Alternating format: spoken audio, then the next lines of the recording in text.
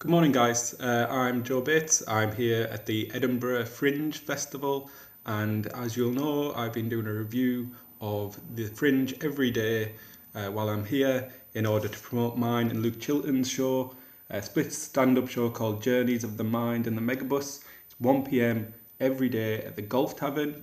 It's not as far away as it sounds or indeed looks on the maps. You can make it, and please do. We really want to see you there. So it's day 7. Well, yesterday was day 7, and that's what we're going to review in this show. But it's actually day 8 as I sit here now, Thursday, and that means we've been through our first full week of the Fringe, and that's such a good feeling. You know, it's been a roller coaster at times, lots of emotions, various kinds. But overall, very positive. Really enjoying the Fringe. Like I just was watching the BBC Breakfast TV show there, and it said like 4 million people come to the Fringe. Will come to the Fringe this year, and like it's such a buzz to know that like every day, like 1 millionth of those people come to see our show. It's as I mentioned, it's not all like we've been getting good responses. It's been fun. It's not always easy. It can be quite challenging, and I've noticed a trend for other comedians to sort of post messages about mental health and like looking after yourselves. Making sure not to worry about what other people are up to, and just have a good time and just treat it like an experience. And then also posting like pictures of their own packed out audiences, sold out shows, talking about how much money they're making, and just generally like celebrating. And I think that's quite a good approach, really, because at the one side you're sort of getting the mental health aspect in, so you seem, nice, but at the same time you are it's survival of the fittest, isn't it? So if other comedians are feeling inadequate or worried about how they're doing, by posting those things, you are possibly pushing them into a sort of mental breakdown, and like what that'll be one less comedian to compete with.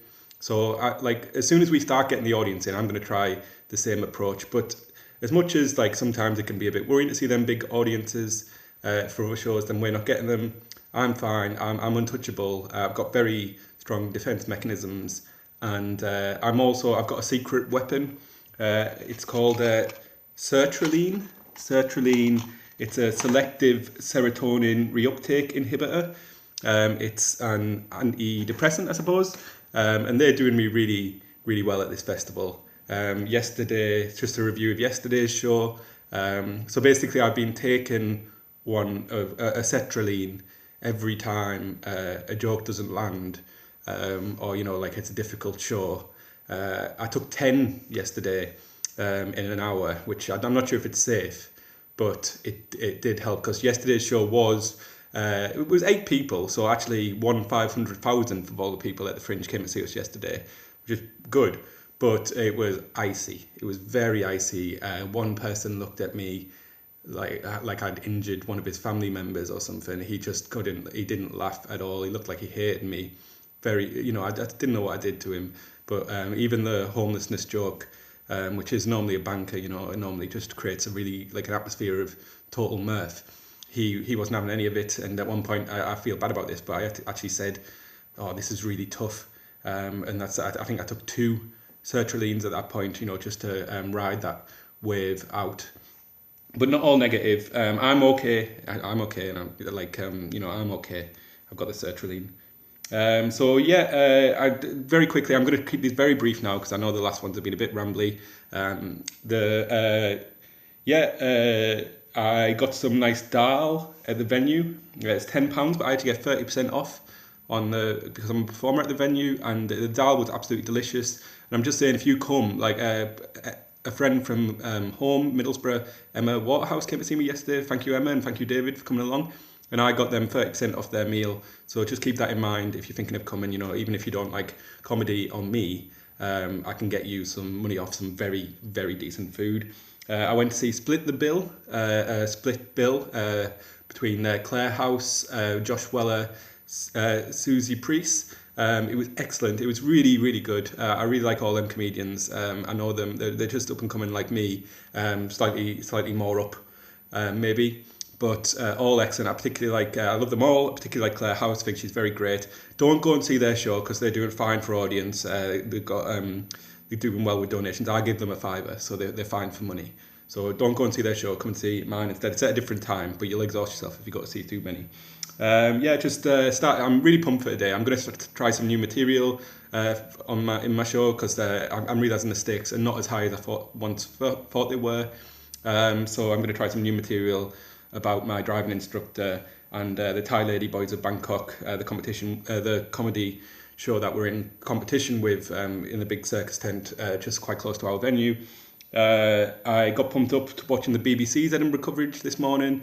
It just shows the true variety of the Fringe. So there was a sketch act, they were interviewing a sketch act with featuring Chris Martin's sister, Chris Martin from Coldplay. She said she hasn't talked about it before, but she's going to talk about that family relationship in this show, so that's definitely worth seeing.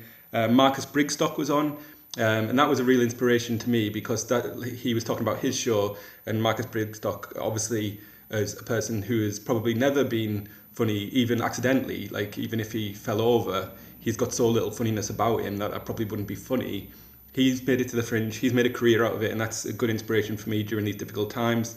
There was quite an interesting interview with Desiree Birch, a really good comedian, and she was talking about how you risk with satire normalising situations that shouldn't be normalised, like Donald Trump.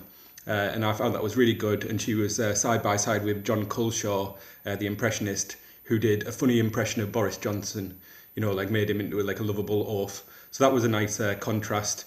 And I feel very pumped up today. I've rattled through there. I'm still running a little bit short, but I will get these. I'm still running a bit long. But I will get these down to under 5 minutes eventually. I just can't help all these interesting things happening to me. But thank you very much for all your support. Please come to the show 1 p.m. today. It's going to be loads of new stuff. It'll be a lot of fun. But thanks for watching. Have a good day. Bye.